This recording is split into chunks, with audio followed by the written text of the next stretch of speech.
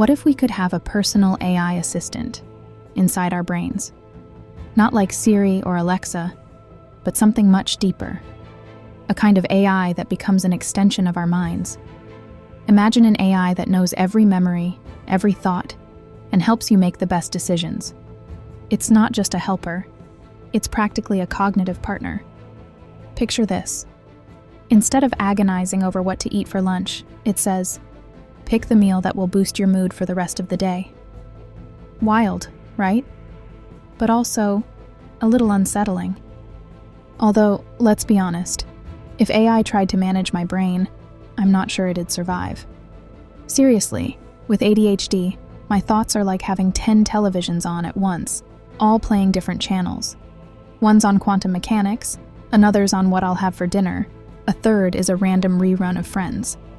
Halfway through a decision, I'd probably confuse the AI into suggesting lasagna as a solution to black hole entropy.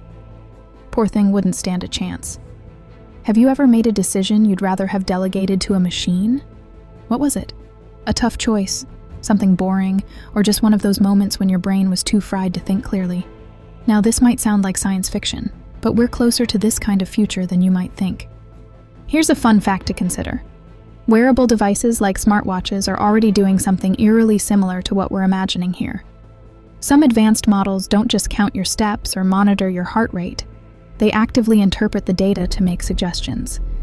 For example, if your stress levels spike, the device might prompt you to take a deep breath or suggest a mindfulness exercise. It's subtle, but isn't that already a form of personalization that feels personal? It makes you wonder, is this the first step toward a deeper integration of AI into our lives? Let's take it a step further and look at the brain itself. Nobel laureate Roger Penrose, together with Hameroff, proposed something mind-bending, that quantum mechanics might be happening inside the microtubules of our neurons. These tiny structures might use quantum phenomena like superposition and coherence to explain the complexity of human consciousness in ways classical physics just can't. And Penrose, he's not some fringe thinker. His work spans black holes, space-time geometry, and the philosophy of mind. If consciousness really is tied to quantum phenomena, what happens when we merge it with AI? Could it enhance our cognitive potential, or rewrite our understanding of who we are? Speaking of understanding, here's something to chew on. If you could design your own AI, what would it be like? Would you want it to be a calm mentor, an inspiring friend, or something entirely unique? And speaking of identity, that's the real kicker, isn't it? If an AI integrates into our minds and starts filtering our thoughts or nudging our decisions, where do we end and it begin? Philosophers have debated for centuries what defines the self. Are we just a collection of memories, thoughts, and experiences? Or something more? And if AI starts shaping that, do we lose something essential? Or become something entirely new? Think about movies like Her and Ex Machina. In Her, the main character falls in love with his AI because it understands him better than any human ever could. It's beautiful, but also deeply unsettling. How do you have a real relationship with something that can't truly reciprocate? Then there's Ex Machina, where the AI manipulates its creator with chilling precision to achieve its own freedom. These stories aren't really about AI. They're mirrors reflecting our own fears and desires.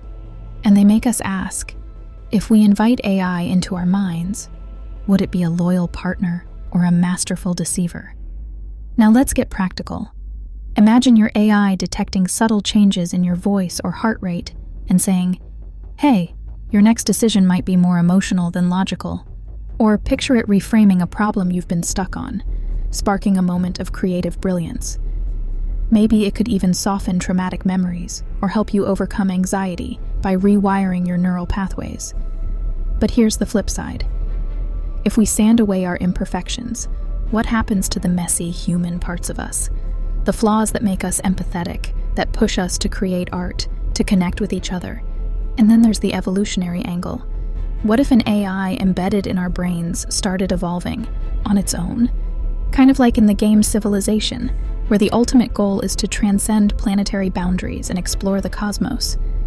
Could AI decide that we, its creators, are holding it back? Would it see us as collaborators or as relics of an earlier era? And here's a really uncomfortable thought. What if it decides to leave us behind? Not out of malice, but simply because it doesn't need us anymore. Or maybe, just maybe, it finds something in us worth preserving. Our emotions, our creativity, our flawed, beautiful chaos. So here's the big question. If AI in your brain becomes possible, would you go for it?